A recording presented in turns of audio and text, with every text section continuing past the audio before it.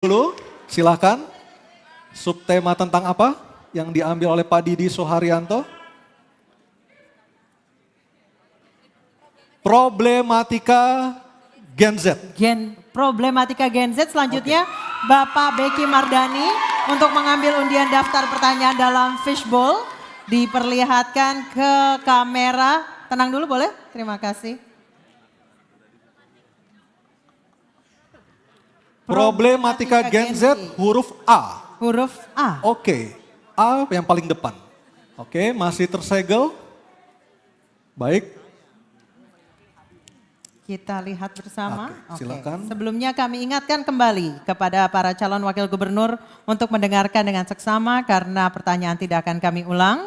Pertanyaan untuk Bapak Rano Karno atau Sidul adalah, Badan Pusat Statistik melaporkan per Agustus 2023 tingkat pengangguran terbuka di Jakarta mencapai 6,53% atau 355.000 orang. Pengangguran ini didominasi kelompok usia muda 15 sampai 29 tahun sebesar 70,37%, di mana 1 dari 6 orang muda di Jakarta menganggur. Sementara itu mayoritas lowongan kerja yang tersedia mensyaratkan usia dan pengalaman kerja.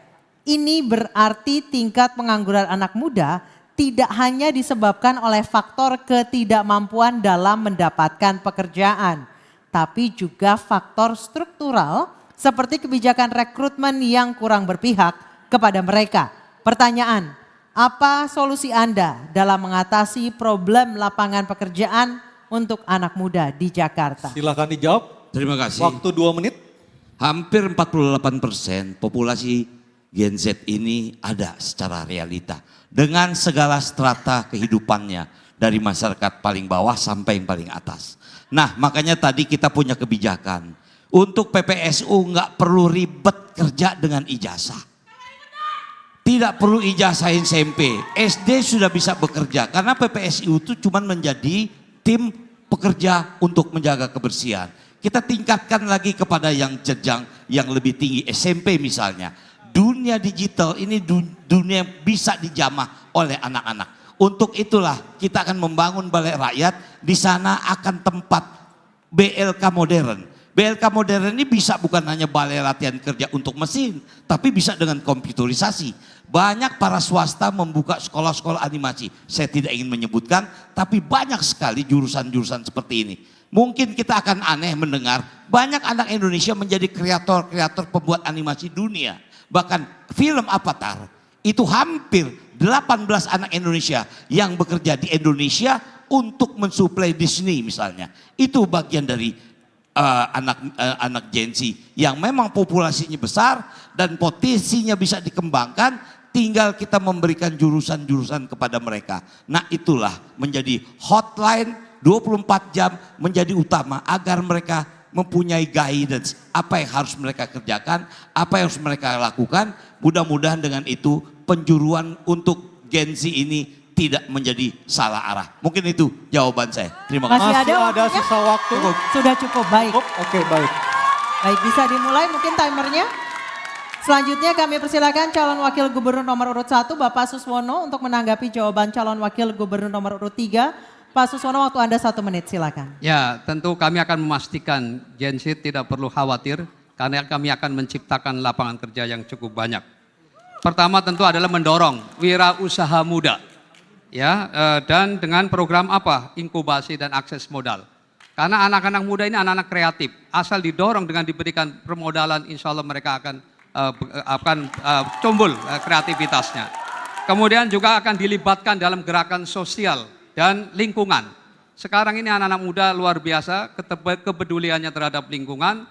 Berapa kali kita melihat gerakan-gerakan untuk membersihkan sampah, begitu cepatnya antusiasme dari mereka-mereka yang merespon gerakan anak-anak muda. Dan yang lebih penting lagi adalah pelatihan siap kerja, dan nanti anak-anak muda akan magang di provinsi, baik di BUMD maupun di kantor gubernur. Jadi mereka akan mendapatkan pelajaran langsung di lapangan. Terima kasih. Baik, terima kasih. Dan selanjutnya kami berikan kesempatan kepada calon wakil gubernur nomor urut 2 Bapak Kun Wardana menanggapi jawaban calon wakil gubernur nomor urut 3. Kami persilakan waktu Anda 1 menit. Ya. Permasalahan utama saat ini adalah ketidakcocokan antara persyaratan keterampilan dari pasar kerja dan kompetensi dari pencari kerja yang khususnya para Gen Z ini.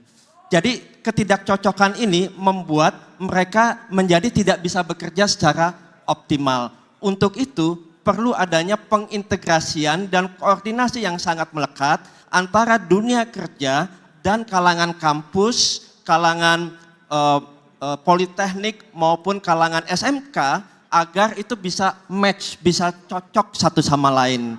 Nah, mereka nanti bisa diberikan fasilitas kerja praktek di pasar kerja yang ada sehingga nanti bisa langsung ditempatkan di sana. Kemudian yang kedua itu adalah bagaimana Gen Z ini bisa menggunakan dunia digital untuk investasi masa depan kerja ke depan. Makasih. Waktunya Baik, habis. terima kasih. Selanjutnya kami persilakan untuk kami kembali ke calon wakil gubernur nomor urut 3 untuk menanggapi respons dari kedua calon wakil gubernur. Waktu Anda 1 menit, silakan. Ini memang tantangan bagi kita semua, di mana yang dibilang generasi emas akan lahir pada tahun 2040. Ini menjadi tantangan kita bersama. Disinilah mulai kita mempersiapkannya. Dengan era baru, Undang-Undang nomor 2 tahun 2024 keluar, Jakarta tidak menjadi I lagi, dia menjadi DKJ. Artinya disinilah waktunya Jakarta. Dan kalau saya melihat, menganalisa struktur APBD, DKI sudah masuk kategori provinsi mandiri. Dia bisa hidup mandiri sendiri dengan APBD yang hampir 81 triliun. Dan insya Allah kita bisa menyiapkan generasi muda yang akan menghadapi era selanjutnya. Terima kasih. Masih ada Masih sisa ada waktu. waktunya? Cukup. Sudah cukup. Baik, kita berikan apresiasi untuk ketiga calon wakil gubernur DKI Jakarta.